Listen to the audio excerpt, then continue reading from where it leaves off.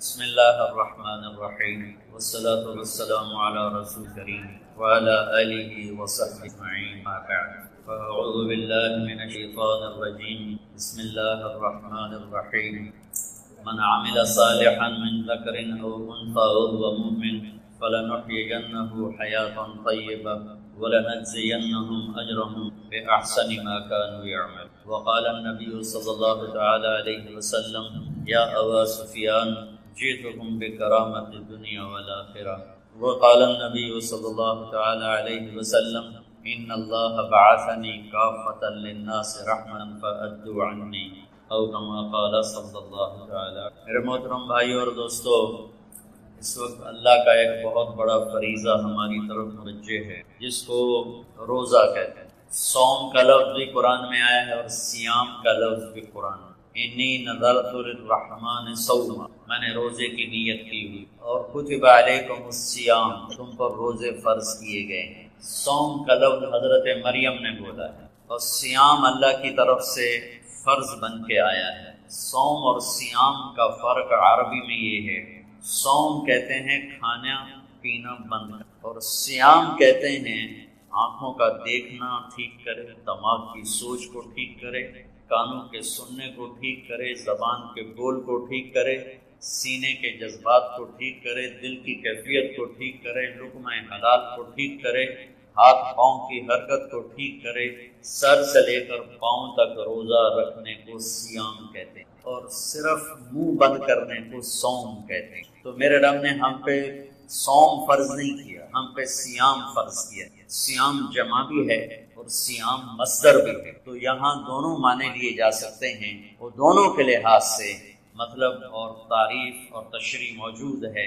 اللہ ہم سے چاہتا ہے کہ سر سے لے کر پاؤں تک کا روزہ رکھ، تیرا دماغ غلط نہ سوچے، تیری آنکھ غلط نہ دیکھے، تیری زبان غلط نہ بولے، جھوٹ چھوڑ، تو گالی چھوڑ، تو غیبت چھوڑ، تو گلے چھوڑ، تو طنز چھوڑ، تو بہتان چھوڑ، تو لوگوں کو بے عزت کرنے والی باتیں چھوڑ، تو غیبت سننا چھوڑ، لوگوں کی برائی سننا چھوڑ، تو غلط چیزوں کو سننا چھوڑ. تیرے کان روزہ رکھے، تیری دل روزہ رکھے، اس میں سے حسد کو نکال، اس میں سے کینے کو نکال، اس میں سے بغض کو نکال، اس میں سے نفرت کو نکال.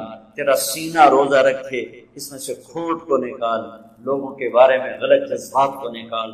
ہمارا سال شروع ہوتا ہے، دیکھو جنوری بھی اللہ کا، محرم بھی اللہ کا. یہ تعصب کی بات ہے کہ وہ کافروں کا سال ہے، یہ ہمارا سال ہے. وہ جنوری سورج کے گرد گھومتا ہے، محرم چاند کے گرد گھومتا ہے. سورج بھی میرے اللہ کا اور چاند بھی میرے اللہ کا. الشمس والقمر دائبین، اللہ نے سورج چاند کو گھمایا. ایک کیلنڈر سورج کے ساتھ جوڑ دیا، ایک کیلنڈر چاند کے ساتھ جوڑ دیا. ہمیں چاند والا کیلنڈر دیا اور اوروں کو، باقی تمام دنیا کو اللہ تعالیٰ نے سورج والا کیلنڈر دیا.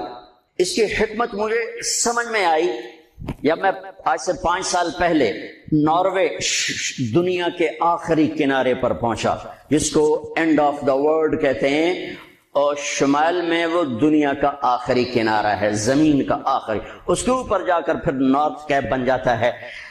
جب میں وہاں پہنچا، اس علاقے میں سورج کا کیلنڈر فیل ہو جاتا ہے. 2 مہینے سورج نہیں نکلتا اور 2 مہینے سورج نہیں ڈوبتا. تو سورج کا کیلنڈر ناروے سے 2 گھنٹے کی فلائٹ پر جا کر فیل ہو جاتا ہے. آٹوا آخری شہر ہے اور پھر وہاں سے 6 گھنٹے کا سفر ہے جہاں اللہ نے مجھے پہنچایا اور میں نے وہ دنیا کا آخری کنارہ دیکھا. اللہ کی مخلوق بہت دیکھی، پر 2 مخلوق کو دیکھ کر جو میرے اوپر اللہ کے خالق ہونے کی ہیبت طاری ہوئی وہ میں کبھی نہیں بھلا سکتا. شاید ہزاروں کتابیں پڑھ کر بھی میں اللہ کے خالق ہونے کی ہیبت کا احساس نہ کر سکتا جیسا میں نے 2 اللہ کی مخلوق کو دیکھ کر میرے اوپر ہیبت طاری ہوئی کہ کتنا بڑا خالق. بلا وہو الخلاق العلیم، کتنا بڑا خالق. ایک ہمالیہ پہاڑ کو دیکھا، اس کی چوٹی ننگی تھی، سارا سلسلہ ننگا تھا. کئی 100 میل کا پہاڑی سلسلہ سال میں 15-20 دن کے لیے کھلا ہوتا ہے، ورنہ سارا سال بادلوں میں ڈھکا ہوتا ہے. تو ہماری فلائٹ جا رہی تھی کھٹمنڈو سے ڈھاکا، تو کیپٹن نے اعلان کیا کہ آج کے مسافر بڑے خوش قسمت ہیں کہ آج ہمالیہ اپنے پورے سلسلے کے ساتھ بالکل کھلا ہے. آپ دیکھ سکتے ہیں یہ سال میں 10-15 دن ہی کھلا ہوتا ہے، باقی بادلوں میں ڈھکا ہوتا ہے. جب میں ادھر بیٹھا تھا، جب اعلان سنا میں اس طرف گیا تو دیکھتے میں ایسے ہوا کہ میں نے اللہ کی ہیبت کا نظارہ جو وہاں دیکھا، ہزاروں کتابیں پڑھنے والا عالم مفسر وہ نہیں میں احساس کر سکتا، نہیں کر سکتا. میری آنکھیں پھٹ گئی اور میرے منہ سے بے ساختہ نکلا اللہ اکبر. مسجد میں نعرے لگوانا تو ویسی بڑی نادانی ہے کہ مسجد اللہ کا گھر، مسجد اللہ کا گھر. یہ ہمارے خطیب نعرے لگوا رہے ہوتے ہیں، نعرے لگوا رہے ہوتے ہیں. اللہ کے واسطے ان خطیبوں کو بھی سمجھاتا ہوں، آپ کو بھی سمجھاتا ہوں، مسجد نعرے لگانے کی جگہ نہیں ہے. نعرے لگانے تو کہیں باہر لگاؤ. مسجد میرے اللہ کا گھر ہے، مقام ادب ہے، مقام ادب ہے. یہ نعرے بازی کی جگہ نہیں ہے. اللہ اکبر. بالکل میری آنکھیں پھٹ گئی.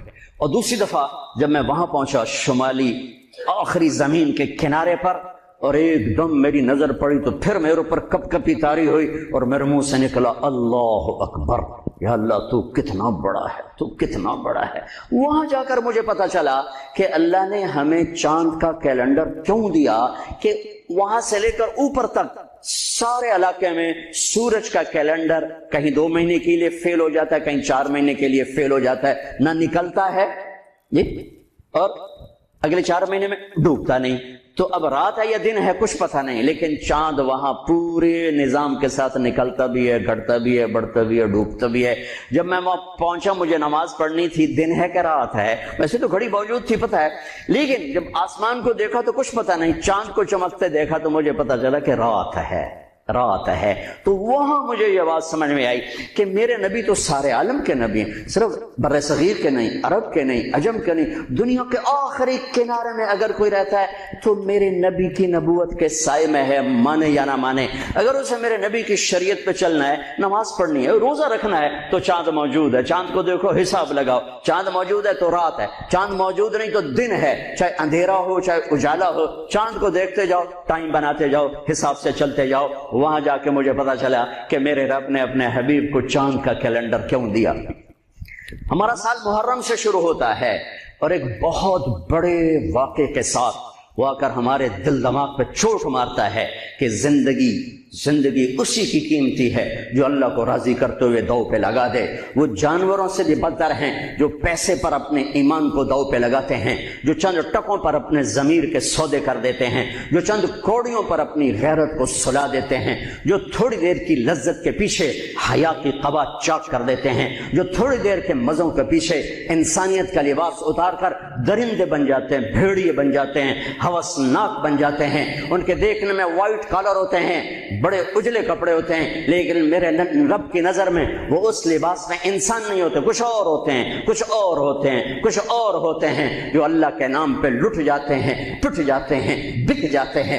وہی میرے رب کی نظر میں محبوب بھی ہوتے ہیں، مقرب بھی ہوتے ہیں، پیارے بھی ہوتے ہیں، پسندیدہ بھی ہوتے ہیں. ہر سال محرم آ کر یہ صدا لگاتا ہے. میرا اللہ چاہتا تو میرے نبی کے نواسے کی شہادت سفر میں ہوتی، ربیع الاول میں ہوتی.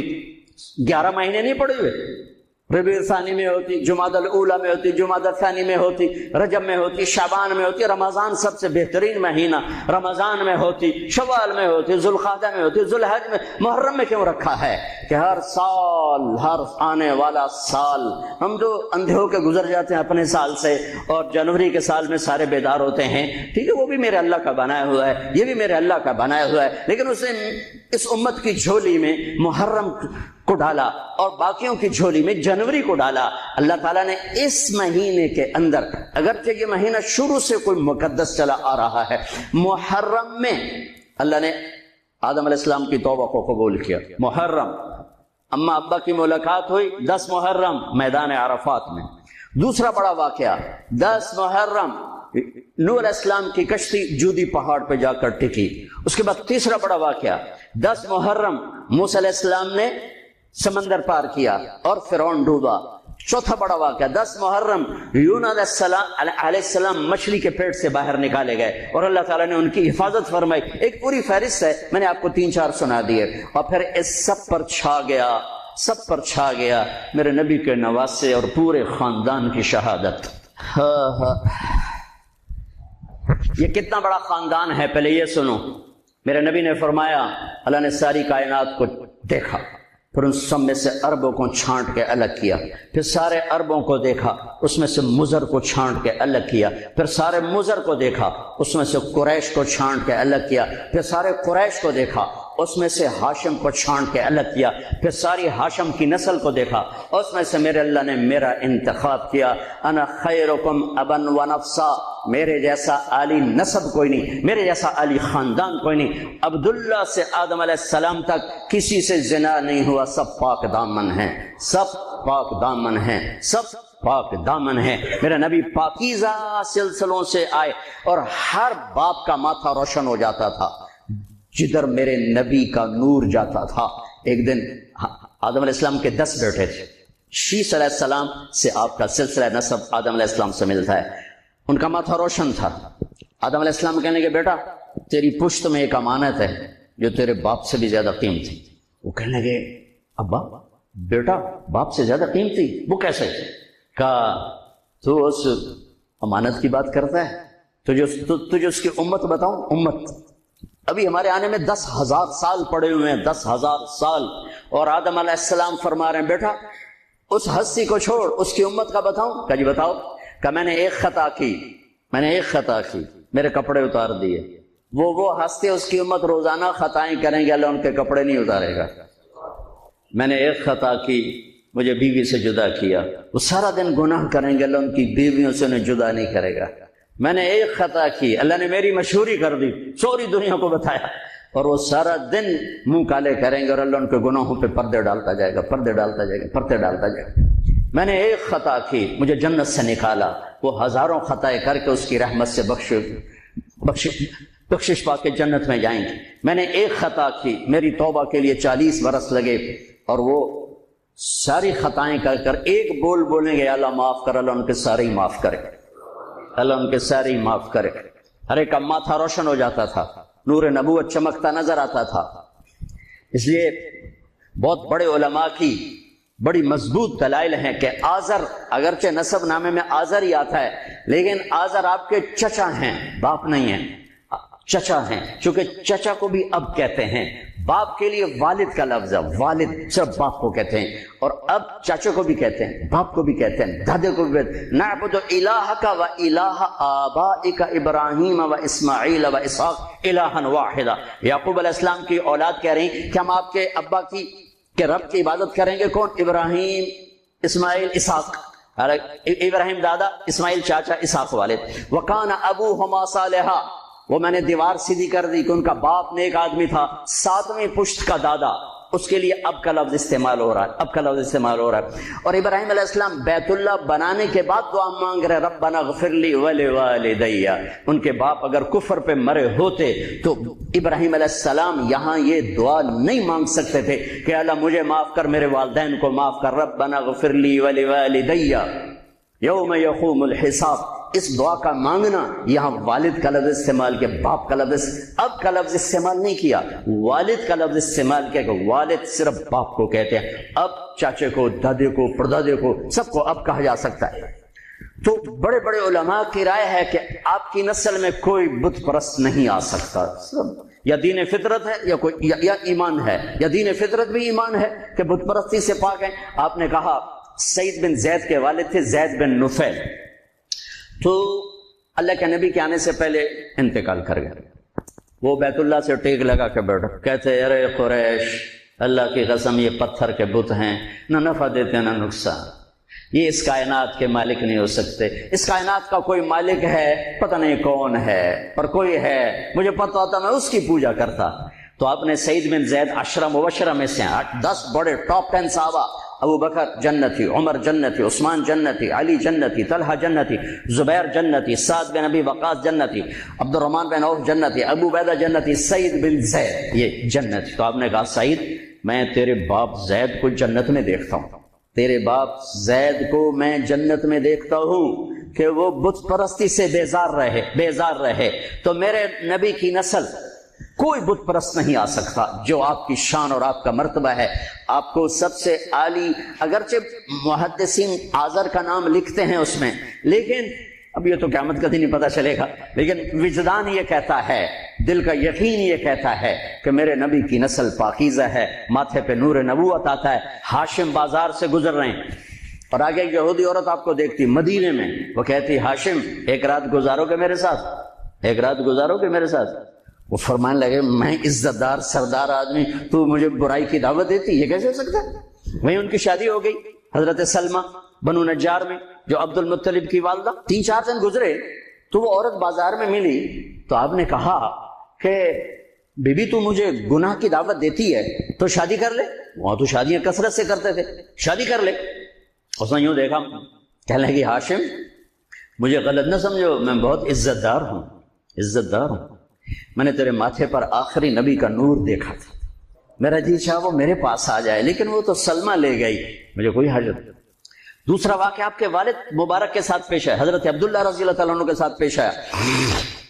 آپ بازار میں جا رہے ہیں، ایک عورت نے آپ کو دیکھا، کہنے لگی عبداللہ تیری جان بچنے پہ 100 اونٹ لگے تھے، 100 اونٹ، تو 100 اونٹ میں دیتی ہوں، ایک رات میرے ساتھ گزارنا، ایک رات نور نبوت دیکھا تھا۔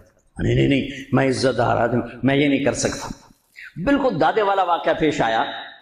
چند دن بعد حضرت آمنہ سے شادی ہو گئی، وہ نور نبوت ادھر منتقل ہو گیا، وہ بازار میں ملی خاتون، انہوں نے فرمایا شادی کر لے، تو اس نے یوں دیکھ کر کہا عبداللہ مجھے غلط نہ سمجھنا، میں عزت دار خاتون ہوں، تیرے ماتھے پہ آخری نبی کا نور تھا، وہ آمنہ لے گئی۔ محمد بن عبداللہ بن عبد المطلب بن ہاشم بن عبد مناف بن قصی بن کلاب بن مرہ بن کعب بن لوی بن غالب بن فہر بن مالک بن نضر بن کنانہ بن خزیمہ بن مدرکہ بن الیاس بن مدر بن نزار بن معد بن عدنان بن عود بن حمیسہ بن سلامان بن عوس بن بوز بن قموال بن عدی بن عوام بن ناشد بن حزا بن بلداس بن یدلاق بن طابخ بن جاحم بن ناحش بن ماقی بن عیفی بن عبقر بن عبید بن الدعاء بن حمدان بن سمبر بن یثربی بن یحزن بن یلحن بن ارعوا بن عید بن زیشان بن عیسر بن اقناط بن ایہام بن مقصر بن ناحد بن زار بن سمی بن مزی بن عوض بن عرام بن قیدار بن اسماعیل بن ابراہیم بن طارق بن ناحور بن سرود بن رعود بن فائد بن عابر بن عرف الشاد بن سام بن نوح بن لامک بن متوشال بن ادریس بن یرد بن ملحل ایل بن قینان بن آنوش بن شیس و بن آدم علیہ السلام۔ یہ کائنات کا افضل ترین سلسلہ نسب ہے، سب سے اعلیٰ، سب سے اعلیٰ۔ پھر میرے نبی نے فرمایا انا خیرکم ابا و نفسا، مجھ سے اعلی نسب حسب خاندان کوئی نہیں۔ 400 سال آگے کی سنو، موجود 400 سال آگے، نسل 400 سال آگے جا چکی ہوں۔ بنو عباس کا دور ہے، 300 سال 400 سال جو کہ ابن جوزی نے واقعہ لکھا ہے، وہ 5ویں صدی کے عالم ہیں۔ ہرات میں ایک سید خاندان، خامد کا انتقال ہو گیا، عورت چھوٹے چھوٹے بچیاں بیوہ ہو کے ان نقل مکانی کی اور سمرقند پہنچی، پناہ کی تلاش۔ وہاں پتہ کیا کوئی سخی، تو انہوں نے کہا یہاں 2 بڑے لوگ ہیں، ایک جو حاکم سمرقند ہے مسلمان ہے، اور ایک ایرانی ہے آتش پرست آگ کا پجاری، وہ بھی بڑا سخی ہے۔ تو ان کے جی میں ہے وہ تو غیر مذہب ہے، مجھے کیا پناہ دے گا؟ تو حاکم کے پاس گئیں کہ میں سید ہوں، آل رسول ہوں، لیکن میں مصیبت زدہ ہوں، میری مدد کر۔ اس نے پوچھا تیرے پاس کوئی پرچہ ہے؟ چونکہ اکثر سادات کے گھروں میں سارا وہ نسب نامہ لکھا ہوتا ہے، تیرے پاس کوئی پرچہ ہے؟ ان کو میں پردیسن، میرے پاس تو کچھ نہیں۔ وہ کہنے لگا پھر یہاں تو ہر چوتھا آدمی کہتا ہے میں سید ہوں۔ تو وہ وہاں سے آئیں اور گئیں پارسی کے دروازے پر دستک دی، وہ باہر نکلا کہ میں مسلمانوں کے نبی کی اولاد میں سے، اور میں مصیبت، میری مدد کرو، اور میری بچیاں فلاں سرائے میں ہیں۔ اس نے اپنی بیگم کو اس وقت ساتھ بھیجا، بچیوں کو لے کر آیا، ان کو گھر میں ٹھہرایا، کھانا کھلایا، آرام کے سلا دیا۔ رات کو حاکم وقت نے خواب دیکھا کہ جناب رسول اللہ صلی اللہ علیہ وسلم جنت میں ایک سونے کا محل ہے، اس کے سامنے کھڑے ہوئے ہیں، اور یہ حاکم وقت آ کر پوچھتا ہے یا رسول اللہ یہ محل کس کا ہے؟ تو آپ نے ارشاد فرمایا یہ ایک ایمان والے کا ہے۔ وہ کہتا ہے یا رسول اللہ میں بھی ایمان والا ہوں۔ تو آپ نے فرمایا تو اپنے ایمان پر کوئی سند دکھا، مجھے کوئی سند دکھا کہ تو ایمان والا ہے۔ تو وہ کانپ اٹھا، تو آپ نے فرمایا میری بیٹی تیرے پاس آئی اور تو نے اس سے سند مانگی، دور ہو جا میری نظروں سے۔ اس کی جو آنکھ کھلی تو اس کی تو ہال دھاڑ مچ گئی، وہ کہا ابھی میں تو لٹا گیا، وہ کتنے گئی، وہ بی بی کتنے گئی، وہ نسو دو کتنے گئی۔ لوگوں نے بھائی وہ پارسی سردار لے گیا آگ کا پجاری، وہ جو دھاڑ دھاڑ بوا کٹیا، انہیں کہ رات کو اتنی خوفناک دروازے پر دستک، وہ باہر نکل کر دیکھا تو حاکم ننگے سر ننگے پاؤں، ہاں اے بھائی وہ مہمان مجھے دے دے، وہ مہمان مجھے دے دے۔ اس نے کہا حضور بن دیکھا سودا کیا تھا، اب تو دیکھ لیا ہے، اب واپس نہیں ہوں گے۔ انہوں نے کہا میں تمہیں 300 دینار دیتا ہوں، 300 دینار کئی کروڑ روپے، کئی کروڑ روپیہ، میں تمہیں 300 دینار دیتا ہوں۔ کہا تو میں سارا جہان دے دے یہ سودا ہوں نہیں واپس ہو سکتا۔ پھر اس نے کہا تمہیں بتاؤں میں کلمہ پڑھ چکا ہوں، میرا سارا گھر کلمہ پڑھ چکا ہے کہ جو خواب تو نے دیکھا وہی خواب میں نے دیکھا۔ میں بھی خواب دیکھ رہا تھا کہ جنت کا محل ہے، اس پر دو جہان کے سردار کھڑے ہیں، اور تو آ کے پوچھتا ہے یہ کس کا ہے؟ وہ فرماتے ہیں ایمان والے کا ہے، تو کہتا ہے میں ایمان والا ہوں، تو نبی تجھ سے سند مانگتے ہیں، تجھے رد کرتے اور میری طرف متوجہ ہو کر فرماتے ہیں تو نے میری بیٹی کو ٹھکانا، تو نے میری بیٹی کو ٹھکانا دیا، جا تو اور تیرا سارا خاندان بخشا گیا، سب جنت ہی۔ کہ میں نے اٹھتے ہی کلمہ پڑھ لیا ہے، میں ایمان لا چکا ہوں۔ اور سبحان اللہ، اللہ کے صفاتی ناموں میں سب سے بڑے نام دو ہیں، رحمان اور رحیم۔ سارے بڑے ہیں لیکن ان میں سب سے بڑے یہ دو نام ہیں، الرحمن الرحیم۔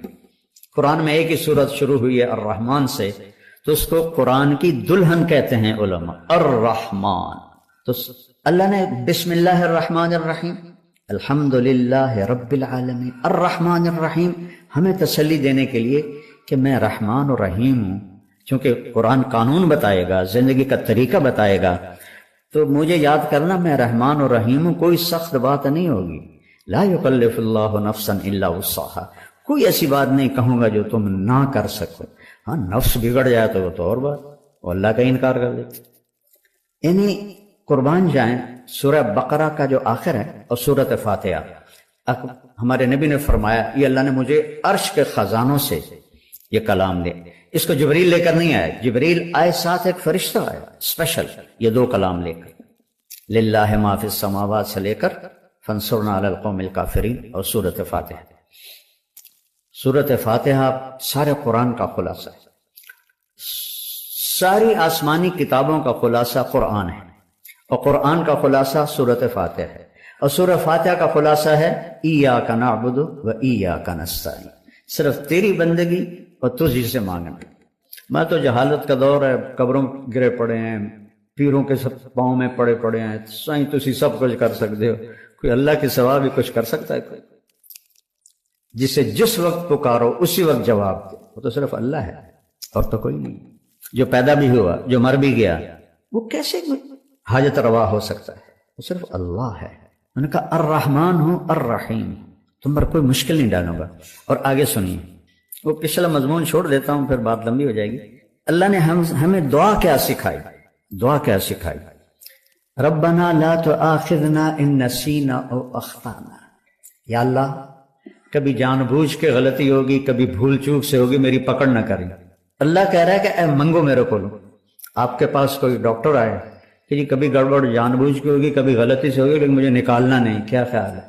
خود آپ پہ چلان ہو جائے گا میاں ادریس کا۔ تو وہ شہنشاہ کہہ رہا ہے میں قربان جاؤں، کہہ رہا مجھ سے مانگو۔ پیچھے جو مضمون ہے نا اس میں ہے اطاعت کا حکم ہے، سمعنا و اطعنا، یا اللہ مان لیا، سر جھکا لیا۔ تو اب اس میں کوئی مشکل نہ ہو تو اللہ کہہ رہا ہے منگو، لا تؤاخذنا ان نسینا او اخطانا۔ مواخذہ ہوتا ہے کہ پوچھ گچھ بھی نہ کرے، پوچھ گچھ کر کے چھوڑ دے اس کو، وہ مواخذہ میں آ جاتا ہے، وہ پکڑ میں آ جاتا ہے۔ لا تؤاخذنا، یا اللہ نہ پوچھی تو نہ بلاویں، ان نسینا کبھی بھول کے ہوگا، اور اخطانا کبھی خطا ہوگی، جان بوجھ کے ہوگی۔ بتاؤ یہ شرط کے ساتھ کوئی کہیں نوکری کر سکتا؟ اگلی سنو، ربنا لا تحملنا، ربنا لا تحمل علینا اسرا کما حملتہ علی الذین من قبلنا۔ سبحان اللہ، یا جو پہلوں کو تو نے اوکھے اوکھے حکم دیے تھے ہمیں نہ سنائیں، ہمیں سوکھے سوکھے سنائیں۔ ایک مراسی بیمار ہو گیا، بخار ہو گیا، نام تھا اس کا ایوب، ہفتہ بخار نہیں لتھا، وہ آخر لگا یا اللہ بھلی تو نہیں پائے گئے، میں ایوب نبی نہیں، ایوب میراسی ہاں، میرا بخار تھا لے جا۔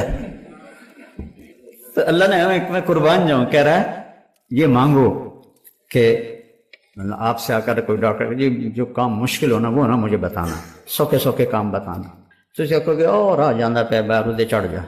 اور اللہ کہہ رہا ہے مجھ سے مانگو، میں قربان جاؤں کہ یا اللہ جو تم نے پہلوں کو بڑے مشکل مشکل حکم دیے تھے نا وہ نہ ہمیں دینا، سوکھے سوکھے دینا. بات تو مکمل ہوگی نہیں، اور مانگو کیا؟ ربنا لا تحملنا ما لا طاقت لنا به، یا اللہ چاہے کم سوکھا ہی ہوئے اور میں نہ کر سکا وہ بھی نہ آکھیں. اب بتاؤ اس سے زیادہ کیا اپنے رب کی رحمت بتاؤ. اس لیے آپ نے کہا یہ عرش کے خزانوں میں سے کلام.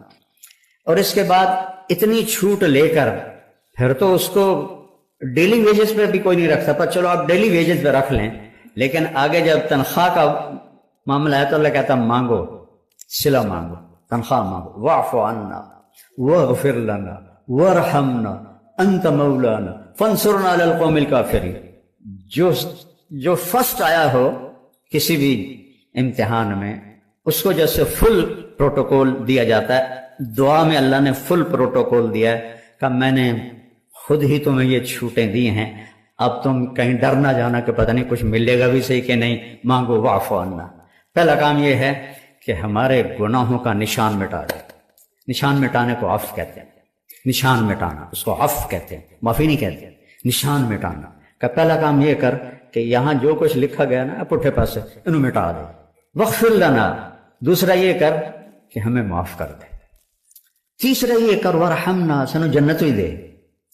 اور شاید تمہارے دلوں میں یہ بات آ گئی ہو ڈھیر مانگ لیا ہے، کہتے ہیں کم الٹا نہ ہو جاوے.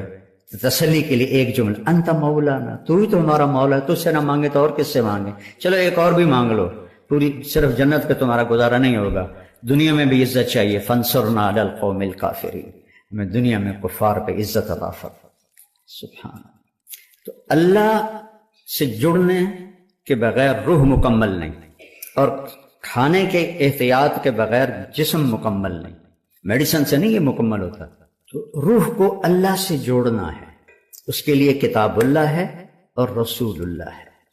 قل ان کنتم تحبون اللہ فاتبعونی، اگر دعویٰ کرتے ہو کہ ہمیں اللہ سے بڑا عشق ہے تو میری غلامی میں آؤ. اللہ کہہ رہے ہیں ان سے کہو کہ میری غلامی میں آؤ، میرے بن کے دکھاؤ. یحببکم اللہ، پھر میں تم سے پیار کروں گا. تو واحد ہمارے نبی ہیں جن کی پوری زندگی پیدائش سے وفات تک محفوظ ہے. یعنی ایک معمولی سی بات، جب آپ کسی کو بلاتے تھے جیسے مرضی بلائیں، لیکن حدیث میں آتا ہے جب آپ کسی کو بلاتے تھے تو ایسے کر کے بلاتے، ایسے نہیں کرتے تھے. کتنی چھوٹی بات، ایسے نہیں کرتے تھے، ایسے کرتے. انگلی اٹھانا ایک عیب سمجھا جاتا ہے، آپ ایسے کر کے بلاتے تھے. اتنی چھوٹی چھوٹی باتیں بھی لکھی پڑی. جب آپ کو کوئی بلاتا تھا ادھر سے یا رسول اللہ تو آپ ایسے نہیں کرتے تھے. اب یہ ساتھی کھڑا ہے، یہ مجھ سے کہے مولوی صاحب تو میں اتنا ہی کروں گا، ادھر والا کوئی کہے مولوی صاحب تو میں اتنا کروں گا. اور جب میرے نبی کو کوئی بلاتا تھا یا رسول اللہ تو آپ ایسے کرتے، پورا سینہ دیتے تھے، گردن نہیں. ادھر سے کوئی بلاتا یا رسول اللہ تو آپ ایسے کرتے. پیچھے سے کوئی بلاتا فل موڑ کے اس کی طرف پھر کر کہتے تھے جی فرمائیے. میں نے آپ کو ایک چھوٹی سی مثال دی کہ میرے نبی کی زندگی کا ایک ایک ذرہ لکھا پڑا ہے. کوئی نبی ایسا نہیں ہے جس کی زندگی اس طرح محفوظ کی گئی ہو. آپ کی چال کیسی تھی، آپ کی رفتار کیسی تھی، آپ کا معاملہ کیسا تھا، آپ گھر میں کیسے تھے، آپ باہر کیسے تھے، آپ نے شادیاں کیوں کی، زندگی سمجھانے کے لیے. کیونکہ سب سے مشکل رشتہ خامد اور بیوی ہے، اسے نبھانا سب سے مشکل ہوتا ہے. تو آپ نے کہا دیکھو مجھے عورتوں کی کوئی خواہش نہیں ہے، میں نے جہاں شادی کی، جہاں بیٹی کی شادی کی، اللہ کی وحی آئی پھر میں نے قدم اٹھایا. ورنہ 25 سال کا نوجوان 40 سال کی بیوہ عورت سے شادی کر سکتا ہے؟ آج کسی 25 سال کے بچے کو اس کا باپ کا پترا ہے 40 سال کی بیوہ ہے تیری شادی کرنے، وہ تو کراچی دوڑ جائے گا. تو آپ نے 25 برس 40 سال کی عورت کے ساتھ گزارا. جب ان کا انتقال ہوا، آپ کی عمر 50 سال ہوئی تو 10 شادیاں کر لی. زندگی سمجھائی، گھر میں زندگی، میاں بیوی کا نباہ بڑا مشکل ہوتا ہے کیونکہ یہ خونی رشتہ نہیں ہوتا ہے، ایک بول پہ بنتا ہے ایک بول پہ ٹوٹتا ہے. تو یہ سب سے مضبوط ترین اور اہم ترین رشتہ ہے کہ اس سے رشتے جنم لیتے ہیں. یہ پہلا رشتہ آدم و حوا کا قائم ہوا، خامد اور بیوی کا قائم ہوا. اللہ نال 3-4 پتر بھی بنا کے دے دینا، وہ کڑی مشکل ہے، کن فیکون ہی کرنا نہیں. اولاد پہلے ماں باپ، پہلے میاں بیوی بنایا پھر اولاد. اور عجب میرے نبی کی شان ہے جب وہ نکاح ہو گیا جنت میں تو اللہ نے کہا مہر دو، آدم ہوا کو مہر دو۔ مہر کیا چیز ہے؟ یہ کسی کی بیٹی کی قیمت نہیں ہے، چاہے جھونپڑی والا ہو چاہے محل والا ہو، یہ ایک علامت ہے کہ جب تک یہ نکاح باقی ہے یہ لڑکا اس لڑکی کے خرچ کا ذمہ دار ہوگا، کمانا اس کے ذمہ نہیں ہوگا، کمانا اس لڑکے کے ذمہ ہوگا، یہ مہر اس لیے ہے۔ تو انہوں نے پوچھا جی کیا مہر دوں؟ فرمایا تیری نسل میں میرا آخری نبی آئے گا، اس پہ ایک دفعہ درود پڑھ دے، یہ مہر ہے۔ کم از کم دن میں 300 دفعہ تو چلتے پہ صلی اللہ علیہ وسلم ہی پڑھ لو تو یہ کثرت سے درود والا بن جائے گا۔ جو 300 دفعہ پڑھے کثرت سے درود والا ہے، اور جو کثرت سے درود پڑھتے ہیں اس کی تو کوئی حد نہیں، لیکن 300 سے وہ کثیر میں آ جاتا ہے، جیسے 33 نمبر سے پاس ہونے والوں میں آ جاتا ہے۔ آپ نے کہا میں ان کی شفاعت کروں گا قیامت کے دن۔ اپنے نبی کو پڑھو، ان کی زندگی پڑھیں۔ کسی بھی علم سے انسان نہیں بنتا سوائے علم نبوت اور در رسالت پر سر جھکانے کے بغیر انسان نہیں بنتا ہے۔ ایک دفعہ ایک بدو آیا، کہنے لگا محمد آپ کبھی بدتمیزی کا جواب بدتمیزی سے نہیں دیتا۔ ہم کہا لبیک، ورنہ آپ کہتے ہو میں نبیوں کو منہ سنبھال کے بات کر، لبیک۔ کہا تیری 3 باتیں بڑی عجیب ہیں، سمجھ نہیں آتی۔ آپ نے کہا کیا؟ کہا تو کہتا ہے ہم پیو دادے کا دین چھوڑ کے تیرا دین قبول کر لیں گے۔ کیوں؟ ہم کیوں چھوڑیں گے؟ اچھا اور؟ تو کہتا ہے روم بھی فتح ہو جائے گا، ایران بھی فتح ہو جائے گا، اے جڑے بیٹھے ہیں اے فتح کرن گے، کپڑے پورے نہیں، جوتی کوئی نہیں، روٹی کوئی نہیں، انہیں فتح کرنا ہے، یعنی سپر پاور ایران اور روم۔ ہم کہا اچھا اور؟ تیسرا تو کہتا ہے مر جائیں گے، مٹی ہو جائیں گے، پھر اٹھ جائیں گے۔ بل آج تک کوئی قبریں سے اٹھی کے آیا؟ آپ مسکرائے۔ آپ نے کہا لعل الحیات تطول بک، جس کو بھی آپ نے یہ جملہ بولا اس کی عمر بڑی لمبی ہوئی۔ آپ نے کہا لگتا ہے تیری عمر لمبی ہوگی، تو ایک دن تو دیکھے گا یہ سارا عرب میرا کلمہ پڑھے گا، اور ایک دن تو دیکھے گا روم اور ایران فتح ہو کے مدینے میں آئیں گے، اور باقی رہے گی تیسری بات مر کے اٹھنے کی، تیرا یہاں سے ہاتھ پکڑوں گا اور تجھے یاد دلاؤں گا، تیسری گل ہوگی کہ نہیں ہوگی؟ وہ کہنے لگا میں نہیں مانتا، واپس چلا گیا۔ تو فتح مکہ ہوا، سارا عرب کلمہ پڑ گیا، کہنے لگا ابھی ایک گل تو ہو گئی۔ حضرت عمر کے زمانے میں روم بھی فتح ہو گیا، ایران بھی فتح ہو گیا، کہنے لگا بھلیا لوکا دوئی بھی ہوگی کہ جائیں 3 نہ ہو جائے، چل جا کے کلمہ پڑھ۔ تو اپنے گاؤں چھوڑ کے آیا، حضرت عمر کا دور تھا اور اس نے کلمہ پڑھا۔ وہ جب کبھی حضرت عمر کی مجلس میں آتا تو حضرت عمر کھڑے ہو جاتے۔ وہ 22 لاکھ مربع میل کا حکمران اور عمر جس کو کوئی دیکھ کے شیطان بھی راستہ بدل لیتا ہے، تو سارے لوگ بڑے حیران ہوتے ہیں، معمولی جہاں بندہ ہے یہ دیواس سے امیر المومنین کھلو جانے کی چکر ہے۔ تو ایک دن وہ فرمانے لگے میں تمہاری آنکھوں میں سوال دیکھتا ہوں کہ میں اس کے لیے کیوں کھڑا ہوتا ہوں؟ جس دن یہ مجلس میں آیا تھا اس دن میں بھی اس مجلس میں موجود تھا، تو اسے میرے نبی نے کہا تھا قیامت کے دن تیرا ہاتھ پکڑ کے یاد دلاؤں گا، اور اس دن جس کا ہاتھ میرے نبی نے پکڑ لیا جنت میں پہنچائے بغیر نہیں چھوڑے۔ تو ایدکلتا سرٹیفکیٹ ہے جنت دا، اس لیے میں اس کی عزت کرتا ہوں۔ تو اپنے ہاتھ چھڑا لو اور حبیب کے ہاتھ میں ہاتھ دے دو، اپنی زندگی پہ ٹھپا لگا لو محمدی صلی اللہ علیہ وسلم، تو پھر ہوگا لقد خلقنا الانسان فی احسن تقویم، کہ ہم نے انسان کو بہترین مخلوق پیدا فرمایا ہر لحاظ سے، بشرط ہے کہ یہ 2 باتیں اس کے اندر ہوں۔ اور پھر جیسے جسم میلا ہو جاتا ہے تو ہم نہا لیتے ہیں، تو اگر روح پہ کوئی داغ لگ جائے تو اللہ نے کہا کوئی مسئلہ نہیں، توبہ کرو میں معاف کر دوں۔ جتنی دفعہ توبہ ٹوٹے توبہ کر لو میں صاف کر دوں، نشانی مٹا دوں۔ آخری یا ایھا الذین، قرآن میں 89 دفعہ آیا ہے یا ایھا الذین آمنوا، آخری جو آیا ہے 28ویں پارے میں یا ایھا الذین آمنوا توبوا الی اللہ توبۃ نصوحا عسیٰ ربکم ان یکفر عنکم سیئاتکم، اپنے رب کی بارگاہ میں توبہ کرتے رہو، جب بھی توبہ کرو گے تمہارے گناہوں کو نشان بھی دھو کے رکھ دے گا، تکفیر صاف کر دیں۔ ایک مطلب اس کا یہ بھی، اور پھر خود حدیث میں فرمایا میرے نبی نے کہ اللہ کہتا ہے یا ابن آدم لو بلغت ذنوبک عنان السماء، میرا بندہ تو اتنے گناہ کر کے آسمان کی چھت کو پہنچا جا، کوئی کر سکتا؟ آسمان تو آج تک دیکھا ہی نہیں گیا، اور ناممکن بات کی میرے اللہ نے، حدیث قدسی ہے، اتنے گناہ کر عورت یا مرد کہ آسمان کی چھت کو لگا دے، پھر آدھی زبان سے کہ یا اللہ معاف کر، تو میں سارے معاف کر دوں گا، ولا ابالی کا مجھے پرواہ کوئی نہیں. کیوں پرواہ کوئی نہیں کہ تمہارے گناہوں سے میں چھوٹا نہیں ہوتا، تمہاری نیکی سے میں بڑا نہیں ہوتا. تو تم اتنے بھی گناہ کر کے توبہ کرنے آؤ گے تو میں معاف کر دوں. تو روح کو دھونے کا بھی انتظام ساتھ، داغ دھبے تو لگیں گے، آخر ہم نفس کے پتلے ہیں. اور پھر میں سبحان اللہ، کوئی آپ سے ناراض ہو، وہ آپ سے معافی مانگنا ہے تو آپ کریں گے آؤ جی آؤ جی، یا منہ موڑ کے ادھر چلے جائیں گے. میں نے کبھی نہیں محسوس کیا، میں پھر بھی سلام کرتا ہوں. تصل من قطعک، میرے نبی نے کہا جو توڑے اس سے جوڑ. تو طریقہ تو یہ ہے کہ ناراضگی ہو تو منہ بندہ پہلے پاسے کر لینا، بیوی منہ پرا کر لیندی، خامن منہ پرا کر لینا، ماں باپ منہ موڑ لیتے. اور میرا اللہ کیا کہتا ہے، من تقرب الی تلقیتہ من بعید، جو مجھے منانے کے لیے آتا ہے میں آگے بڑھ کے اس کا استقبال کرتا ہوں.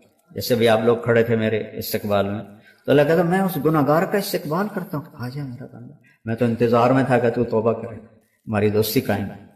ما لم یغرغر، ہاں جب یہاں روح اٹک جائے گی پھر توبہ نہیں ہے، اس سے پہلے دروازہ کھلا ہے. تو میرے بھائی بہنوں، یہ میں نے 2 آیتیں آپ کے سامنے بیان کی ہیں جو ساری آپ کی میڈیکل لائن سے ہیں، بلکہ ہر انسان کی لائن سے ہیں، کہ وہ جسمانی طور پر بھی اچھا ہو، اس کے لیے اس کی غذاؤں کا استعمال. اور خاص طور پہ جو حرام ہے، ایک حرام ہے شراب ہے، سوگر ہے، ایک حرام ہے کہ رشوت ہے، بدعنوانی ہے، اور 2 نمبری ہے، اس سے بھی حرام ہو جاتا ہے. یہ جسم کو کبھی بھی پنپنے نہیں دیتے. حرام کھا کے کبھی کسی کی نسل نہیں بنی نہ سنوری. ایجوکیٹ کریں اپنے آپ کو بھی، اپنے مریضوں کو بھی، اور اس روح کو اللہ سے جوڑیں قرآن کے ذریعے اور نبی کی سیرت کے ذریعے. قرآن کو پڑھیں، اس کا ترجمہ پڑھیں، مکی صورتوں کو پڑھیں. اللہ مجھ سے کیا چاہتا ہے، اللہ کیا کہتا ہے. قریش نے کہا، آخری بات کرتا یار ہمیں تو اپنی پیڑیاں یاد ہیں، کیونکہ ان کو اپنی پیڑیاں سب کچھ ہو، بیوی نہ ہو تو تنہائی کا احساس مار دیتے. بیوی کے بغیر کوئی زندگی نہیں ہے، اور خامد کے بغیر عورت کی کوئی زندگی نہیں ہے. قریب ترین رشتہ بیوی ہے. جو سسرال میں زیادتی ہو رہی ہے میں اس کے ازالہ کی کوشش کر رہا. تو ہم ایک ہندی معاشرے سے متاثر ہیں جہاں بیوہ کی کوئی سنوائی نہیں، مطلقہ کی کوئی سنوائی نہیں. اور تمہیں عجیب بات بتاؤں، یورپ میں نظر آتا ہے عورت بڑی آزاد ہے، یورپ کی عورت پر یہاں سے بھی زیادہ ظلم ہوتا. اللہ تعالیٰ نے جتنے انسانی رشتے بنائے ہیں، ماں باپ، بہن بھائی، چاچے تائے، دادا دادی، نانا نانی، ساس سسر، خالہ بھانجا بھتیجا، پھوپھی پھوپھا، یہ جتنے اللہ نے رشتے بنائے ہیں ان میں سب سے اہم رشتہ خامد اور بیوی ہے. سب سے اہم رشتہ خامد اور بیوی، سب سے قریب ترین رشتہ خامد اور بیوی. لباس سے زیادہ کوئی چیز میرے قریب ہے؟ آپ کے قریب لباس سے زیادہ کوئی چیز قریب ہے؟ بولو. تو اللہ تعالیٰ کہہ رہا ہے کہ میری بیوی میرا لباس ہے، اور میری بیوی سے کہہ رہا ہے کہ تیرا خامن تیرا لباس. تو میں سے مراد سب شادی شدہ، جتنے شادی شدہ لوگ ہیں. تو میں بھی کون ہیں شادی شدہ طلبہ میں؟ ماشاءاللہ کافی بابرکت مجمع ہے نا. اچھا، تو اللہ تم سے کہہ رہا ہے تمہاری بیوی تمہارا لباس ہے. سب سے قریب شادی کے بعد قریب ترین رشتہ لفظ لباس بتا رہا ہے بیوی ہے. قریب ترین رشتہ بیوی ہے. جو قریب ترین ہوتا ہے وہ پہلے ہوتا ہے، اس کا حق پہلے آ جاتا ہے. قریب ہو گیا. اور کل میں نے کہا تھا کہ لباس اور میرے درمیان کوئی چیز حائل نہیں ہے. اس سے میں نے وہ ایک حدیث کو اس کے ساتھ جوڑا تھا جو آپ نے حضرت فاطمہ رضی اللہ تعالیٰ عنہ سے فرمایا تھا کہ جس سے میں پسند کروں اسے تو پسند نہیں کرے. تو چپ کر کے واپس چلی گئیں اور اپنی اور بیگمات رسول سے فرمایا کہ بھائی آپ جانو اور آپ کا مسئلہ، میں اب اس میں نہیں پڑتی. تو یہ رشتہ سب سے قریب ہو جاتا ہے، اس سے قریب اور کوئی رشتہ نہیں ہے. جب یہ سب سے زیادہ قریب ہے تو اس کے حقوق بھی سب سے پہلے ہوں، اس کا حق بھی سب سے پہلے ہو، اس کا خیال بھی سب سے پہلے ہو. ہمارا جوائنٹ فیملی سسٹم ہے. میں کوئی بچیوں کو ساس سسر کے خلاف نہیں پڑکا رہا، جو سسرال میں زیادتی ہو رہی ہے میں اس کے ازالہ کی کوشش کر رہا ہوں۔ آنے والی بچی اپنے ماں باپ کو چھوڑ کر آئی ہے، اب وہ اپنے خامد کے ماں باپ کو اپنا ماں باپ بنا لے تو اس کی سعادت ہے، اور بچے کے ماں باپ نے اپنی بیٹیوں کو آگے روانہ کر دیا ہے، وہ اس آنے والی بہو کو اپنی بیٹی بنا لیں تو کتنا خوبصورت ہو جائے گا یہ نظام۔ لیکن تربیت بھی نہیں ہے اور سیرت بھی سامنے نہیں ہے۔ مجھے حدیث یاد آ گیا، میرے نبی نے فرمایا یہ جو میرے انصار مدینہ ہیں، سنو بڑی عجیب حدیث ہے، یہ جو میرے انصار مدینہ ہیں یہ اتنے اچھے ہیں، ان کے گھر کسی کی بیٹی جب شادی ہو کے آتی ہے تو اسے یہ احساس ہی نہیں ہوتا میں سسرال میں ہوں یا ماں باپ کے پاس۔ یہ میں چاہتا، یہ میری تشریح میں کوئی کمی زیادتی ہو جاتی ہوگی، کوئی سائڈ زیادہ بیان ہو جاتی ہے، کوئی کم ہو جاتی ہے، لیکن میں یہ چاہتا ہوں۔ یہ حدیث مجھے اللہ نے ابھی یاد دلوائی ہے، حیات الصحابہ میں ہے، جلد اول میں ہے، کہ آپ نے فرمایا کہ یہ جو میرے انصار، میں دوبارہ کہہ رہا ہوں، یہ جو میرے انصار مدینہ ہیں یہ اتنے قابل تعریف ہیں کہ ان کے گھر جب کسی کی ڈولی اترتی ہے تو اس آنے والی بچی کو یہ احساس نہیں ہوتا کہ میں اپنے گھر میں ہوں یا سسرال کے گھر میں۔ میرے عزیزو، کم از کم تم جو میری اولاد ہو، تم میری روحانی اولاد ہو، تم تو میری بات کو آگے چلاؤ کہ تم اپنے گھر کو، اپنی بیوی کو اس طرح رکھو، اپنے ماں باپ کو بھی اس پہ تیار کرو، اپنی بہنوں کو اس پہ تیار کرو۔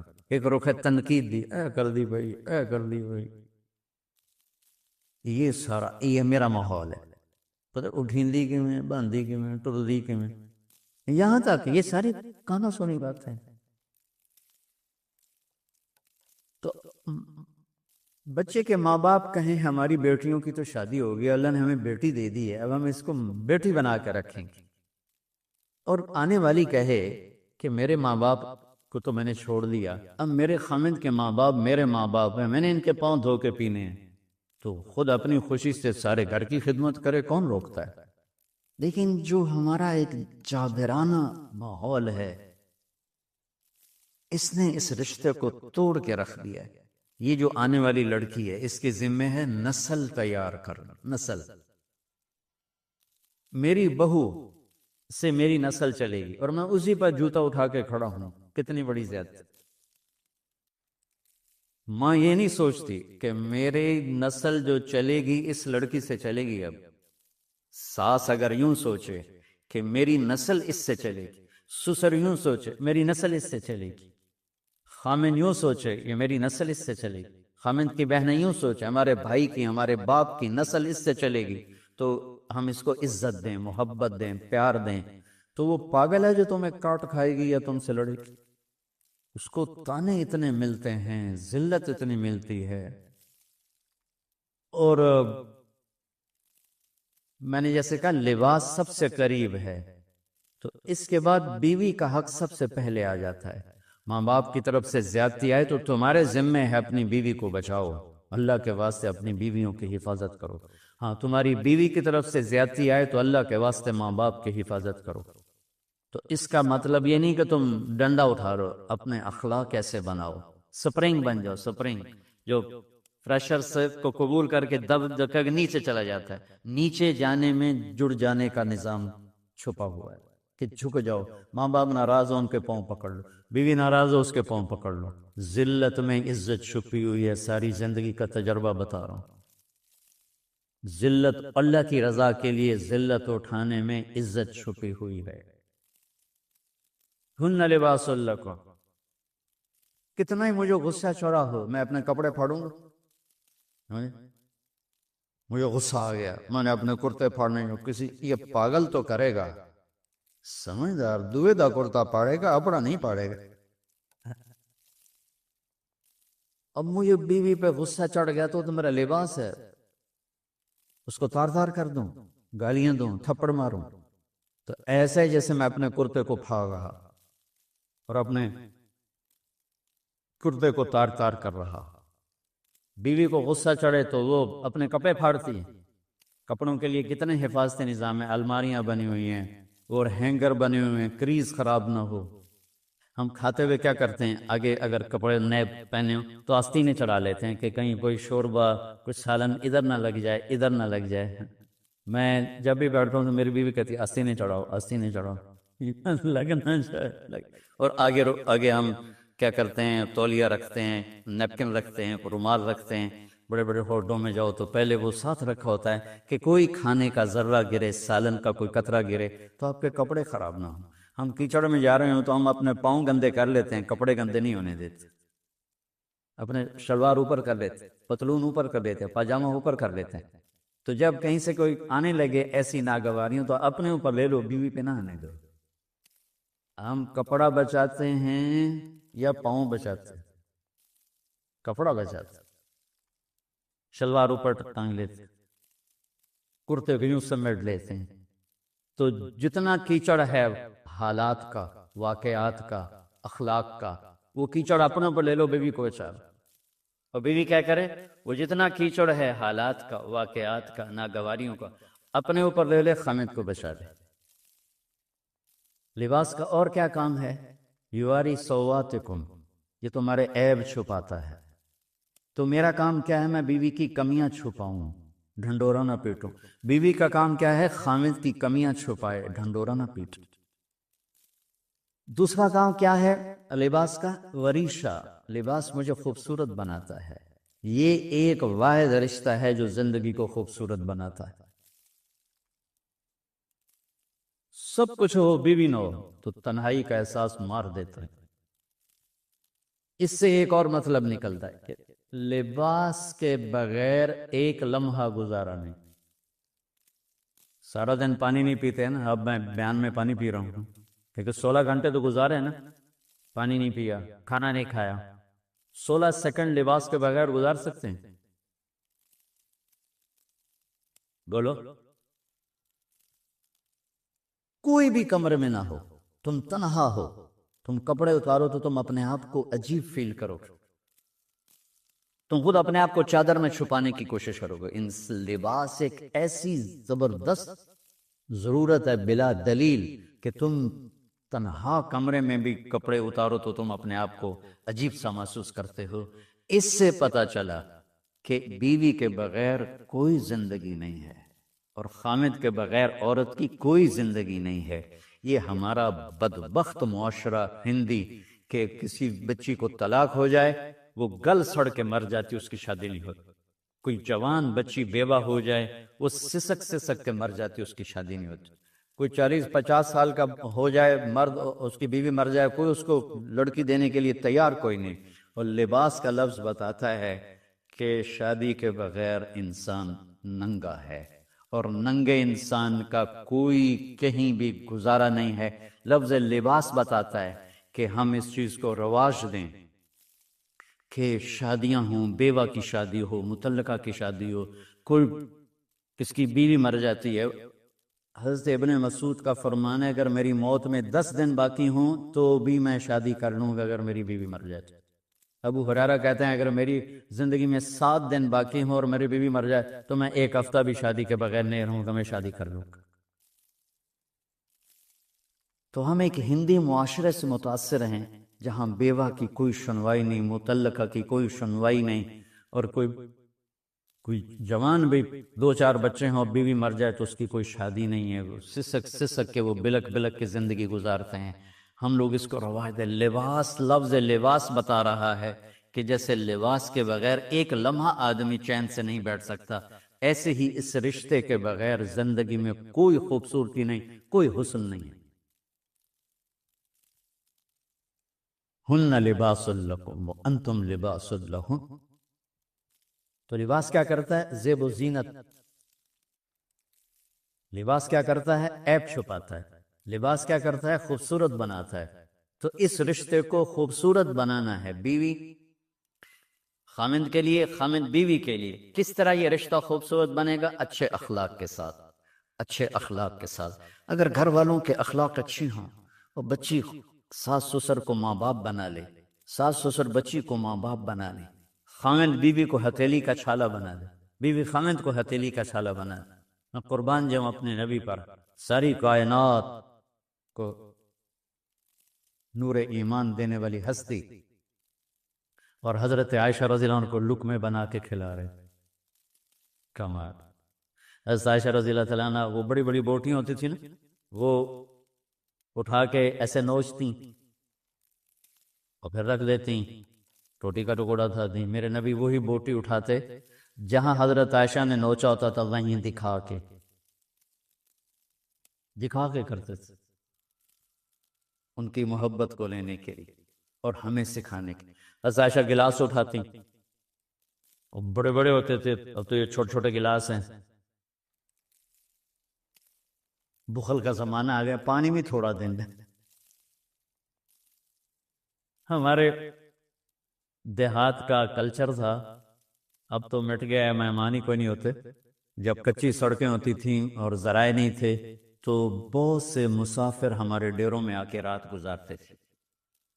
ہماری پہچان والے نہیں، اجنبی راہگیر، اور کوئی پہچان والے بھی، لیکن جو بھی تھے، کوئی اپنے ہیں، پہچان والے ہیں، دوست ہیں، مسافر راہگیر ہیں، ان کو رات کو کھانے کے بعد دودھ پلانا یہ ہماری تہذیب تھی کہ جتنے بھی ہیں دیرے میں 15 ہیں، 20 ہیں، 1 ہے، جاؤ بھائی روٹی کھا لی، ہم دودھ پیوا سارے ہیں. جانور بہت زیادہ ہوتے تھے، کھیتی باڑی کم ہوتی تھی، دودھ وافر ہوتا تھا. وہ گلاس اتنے بڑے بڑے ہوتے تھے، 3 پاؤ کا گلاس ہوتا تھا. تو ایک ہمارے دادے کے زمانے کا نا چاچا لال سنپال، وہ آ گیا. اب دیرے میں نوکر گیا دودھ پلانے، تو گلاس کو دیکھ کے نوکر سے کہندا پتر میں نہیں پیندا. اسا کہا چاچا کیوں نہیں پینا؟ اسا کہا 2 تو ود پیواں تا بے غیرت بنا، تے 2 تے میرا گزارا نہیں جا رہا، میں نہیں پیندا. تو عائشہ رضی اللہ تعالیٰ عنہ گلاس اٹھاتی اور یہ پیا، یہ رکھا. میرے نبی اٹھاتے اور جہاں حضرت عائشہ کے ہونٹ لگے ہوتے تھے وہاں ہونٹ رکھ کے. یہ زندگی سکھائی ہے. یا عائشو، کیا محبت سے بولا عائشہ نے، یا عائشو، یہ عاشقانہ انداز ہے، محبوبانہ انداز ہے. یا حمیراء، عائشہ او دوڑ لگائیں. عائشہ مجھے پتہ چل جاتا جب تو میرے اوپر ناراض ہوتی ہے. حضرت عائشہ نے کہا وہ کیسے؟ کہ جب تو میرے اوپر ناراض ہوتی ہے نا تو یہ نہیں کہتی مجھے رب محمد کی قسم، تو کہتی مجھے رب ابراہیم کی قسم.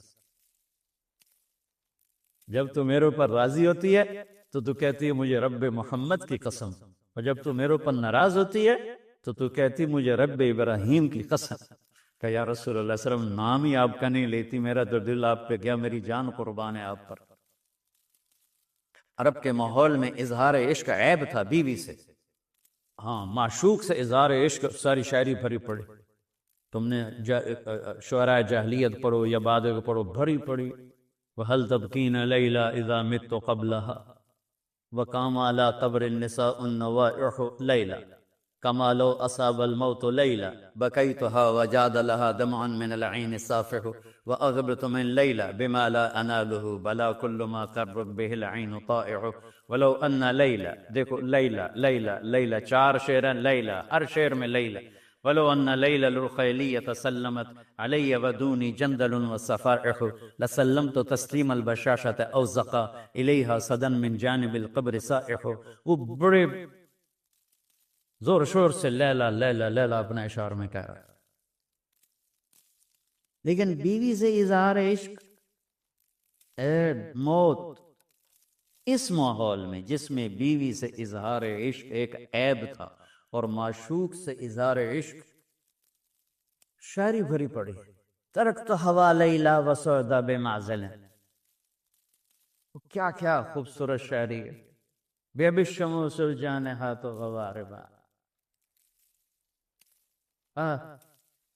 اللہ بساط من الحریر جلاببا حاولنا تفدیتی وقفنا مراقبا فغداها ایدیهن فالتکرا.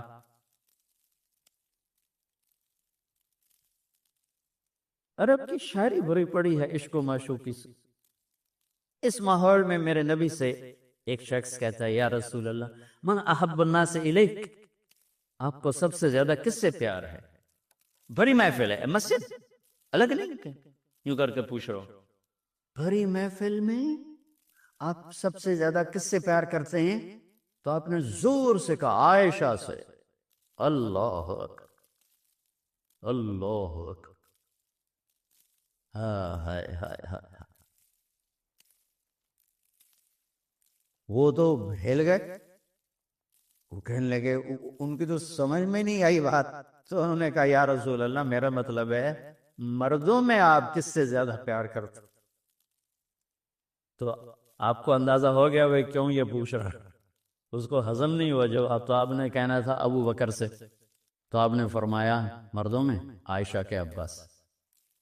ابوہا عائشہ کے عباس. کیا زندگی سکھائی. ہن لباس لکم وانتم لباس لہن، یہ تمہارا لباس ہیں. تمہیں کتنا غصہ چڑھے لباس تو نہیں پھاڑو. تمہیں غصہ چڑھے بیوی کو بے عزت نہ کرو. بیوی کو غصہ چڑھے تو کرتا پھاڑے گی، اپنا دوپٹے کو آگ میں ڈالے گی نہیں، اس کو بچائے گی. صرف پاگل یہ کام کرتا ہے. اسی ایک لفظ لباس کے اندر زندگی گزارنے کا پورا طریقہ موجود ہے، اور اسی کے اندر بیواؤں کی، مطلقہ کی، رندوے کی شادی کا اشارہ خوبصورت موجود ہے کہ لباس کے بغیر تو ایک لمحہ انسان نہیں گزار سکتا. اس کو رواج دینا یہ ہمارے ذمے ہے، اور اپنے نبی کی معاشرت کو بتانا یہ ہمارے ذمے ہے. اب تو ان مسائل میں پڑ گئے جن کا نہ جنت سے تعلق ہے نہ جہنم سے تعلق ہے. الٹا وہ مسائل جس میں زیادہ اختلاف ہے اس میں زیادہ بولنا، زیادہ تقریریں کرنا، اس چیز نے ہمیں اپنی منزل سے بہت دور کر دیا. ہم کھو گئے ہیں، کہیں اور چلے گئے. تو اس عرب کے ماحول میں میرے نبی نے لباس بنا کے دکھایا. صفیہ رضی اللہ تعالیٰ عنہ چھوٹے قد کے تھے، اونٹ پہ سواری کے لیے وہ خود نہیں کر سکتی تھی. آپ نے اپنا گھٹنا آگے کر دیا. حضرت صفیہ نے آپ کے گھٹنے پر پاؤں رکھا اور اس کو زینہ بنا کے آپ نے ان کو اوپر چڑھایا. زینہ بنا کے. جہاد کے سفر سے واپسی ہو رہی ہے. سب صحابہ سے کہا آگے نکل جاؤ. سب آگے نکل گئے. اتنا نکلے کہ غائب ہو گئے، نظر نہیں آ رہے. تو آپ نے کہا عائشہ دوڑ لگائیں. اللہ، عائشہ دوڑ لگائیں. لگائیں. تو حضرت عائشہ فرماتی ہے میں نے دوڑ لگائی، میں آگے نکل گئی، آپ پیچھے رہ گئے. کچھ سال گزر گئے، جہاد کے سفر سے واپسی ہو رہی. آپ نے کہا عائشہ دوڑ لگائیں. میں نے کہا جی لگائیں. جاؤ بھائی آگے چلے جاؤ. سب آگے چلے گئے، غائب ہو گئے. تو کہنے کہ میں نے دوڑ لگائی، میں موٹی ہو گئی تھی، میں پیچھے رہ گئی، آپ آگے نکل گئے. تو آپ نے کہا حاضی بتلک، اب ہمارا تیرا حساب برابر ہو گیا. آپ بچوں زندگی تو پڑھو کہ تمہارے نبی نے کیا خوبصورت زندگی گزاری ہے. ایک صحابی کہتے ہیں دائم الفکر متواصل الاحزان. کیسے تھے ہمارے نبی؟ تو وہ جواب دیتے ہیں بڑے غمگین، بڑے فکر مند. ٹھیک ہو. یہی سوال ایک شخص حضرت عائشہ سے کرتا ہے کیسے تھے ہمارے نبی؟ کہتی ہیں کان ضحاکن بسامن، بڑے ہنسنے والے، بڑے مسکرانے والے. ایک کہہ رہا ہے بڑے غمگین، بڑے فکر والے. ایک کہہ رہی ہیں بڑے ہنسنے والے، بڑے مسکرانے والے. یہ فرق کیوں ہے؟ ایک نے دیکھا ہے مسجد کے ماحول میں، وہاں نبوت کی ذمہ داری مقدم ہے اور اس کا احساس آپ کو آپ پر وزن ڈال رہا ہے. اما عائشہ نے دیکھا مسکراتا ہنستا. کہاں؟ گھر میں. گھر میں آپ مسکرانے والے ہیں، آپ ہنسنے والے ہیں، اور نبوت کی ذمہ داری ہے، درد بھی ہے، لیکن اس کو اندر چھپا لیا ہے. اب بیگم کو ہنس کے دکھا رہے ہیں، خوش ہو کے دکھا رہے ہیں، اور ان کے ساتھ لاڈ کر رہے ہیں، ان کے ساتھ پیار کر رہے ہیں. وہ جو حدیث ام زرع ہے شمائل ترمذی کی، کتنی لمبی چوڑی وہ لایانی کہانی ہے، اور آپ نے بیٹھ کے ساری سنی. آج کا تو کوئی بزرگ ہو تو کہتا ہو تو کیا لایانی شروع کر دی، اتنی دیر میں تو ذکر ہو سکتا تھا. بیوی کے ساتھ لایانی بھی عبادت. وہ لایانی تو ہوتی نہیں بیوی کے ساتھ. جہاد کا سفر ہے، جہاد کا، اور سفر کے لیے تیاری کا اعلان اور کوچ کا اعلان. حضرت عائشہ اونٹنی پہ بیٹھی، گلے میں دیکھا ہار کوئی نہیں. کہ یا رسول اللہ میں تو نہیں جاؤں کہ میرا ہار گم ہو گیا، میرا ہار پہلے ڈھونڈوائیں۔ سارے لشکر کو ہار پہ لگا دیا۔ آپ کہتے تیرا دماغ خراب، میں جہاز میں تیرے لاد اٹھاؤں اور تیرے ہار کے پیچھے میں سفر کینسل کروں؟ چلو چلو۔ آپ نے کہا چلو بھائی عائشہ کا ہار ڈھونڈو۔ سارے ہار ڈھونڈنے میں لگ گئے سارے۔ یہ میں کہاں سے کوئی میں فرضی کس سے بیان کر رہا ہوں؟ گھڑ گھڑ کے بیان کر رہا ہوں؟ تمہیں اپنے حبیب کی سیرت سے اٹھا کے دے رہا ہوں۔ کوئی آپ کسی سیر پہ نہیں نکلے تھے کہ کوئی بات نہیں سفر کینسل کرو، جہاد کا سفر ہے اور آپ کہہ رہے ہیں عائشہ کا ہار ڈھونڈو۔ آپ دیکھ رہے تھے کہ آگے عورتوں کے ساتھ کتنے کتنے ظلم ہوں گے۔ تم کو بھی سنو ان کی چیخیں اور آہیں جو میں سنتا ہوں تمہارے کلیجے پھٹ جائیں کہ کس قدر ظلم ہے۔ اور تمہیں عجیب بات بتاؤں، یورپ میں نظر آتا ہے عورت بڑی آزاد ہے، یورپ کی عورت پر یہاں سے بھی زیادہ ظلم ہوتا، دیکھنے میں وہ آزاد نظر آتی، لیکن اوف اللہ اللہ۔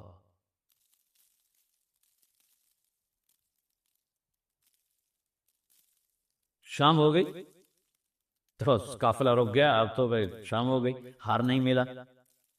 مغرب عشاء کے لیے تو پانی موجود تھا، اب عشاء پڑھنے کے بعد پانی ختم، چونکہ خیال تھا بھائی اگلی منزل پانی ہے تو وہاں جا کے نماز پڑھیں گے، اب پانی کوئی نہیں ہے، اور سب نے ابو بکر صدیق رضی اللہ تعالیٰ عنہ کو تانے دینے شروع کیے، تیری بیٹی کی وجہ سے اب فجر کی نماز کا کیا بنے گا، اب تو پانی کوئی نہیں، وہ وضو کیسے کریں گے، تیمم کی آیت ابھی آئی نہیں ہے۔ تو حضرت ابو بکر صدیق کو غصہ چڑھا، وہ گئے اللہ کے نبی کے خیمے میں، وہ تو باب تھے، تو آگے اللہ کے نبی حضرت عائشہ کی گود میں سر رکھے سو رہے تھے، حضرت عائشہ یوں بیٹھی ہوئی تھی۔ اب کیا کریں، وہ سوئے ہوئے ہیں تو بول تو سکتے ہی نہیں، تب وہ چہرے سے ان کو ڈانٹ رہے ہیں۔